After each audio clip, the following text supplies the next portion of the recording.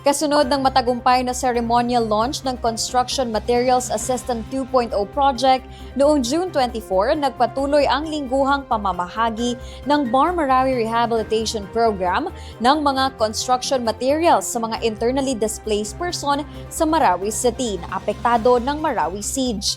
Bilang pagpapatuloy sa pangako nitong matugunan ang rehabilitasyon at pagbangon ng lungsod. Bilang bahagi ng patuloy na implementasyon ng programa, 32 karagdagang qualified beneficiaries ang matagumpay na nakatanggap ng construction materials sa pinakahuling distribution activity ng MRP.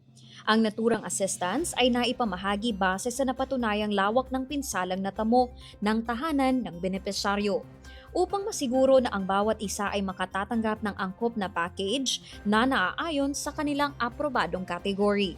Ang patuloy na distribusyon ay sumasalamin sa pangako ng MRP na matulungang bumangon ng lungsod ng Marawi sa pamamagitan ng pagbibigay kakayanan at kapasidad sa mga IDPs na makapagsimulang muli at makapagpatuloy sa pagtatayo ulit ng kanilang mga tahanan at ligtas na makabalik sa kanilang mga komunidad. Bukod pa sa distribution activities, nagsagawa rin ng programa ng weekly beneficiary orientation sessions upang matiyak ang maayos na implementasyon ng proyekto.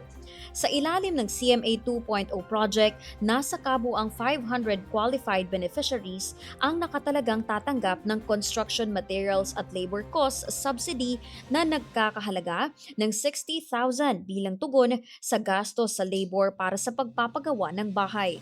Nananatili namang matatag ang pangako ng BARM MRP bilang isa sa mga flagship programs ng Office of the Chief Minister sa paghahatid ng transparent, accountable at people-centered programs na direktang makakapagpabuti sa kalagayan ng mga conflict-affected communities.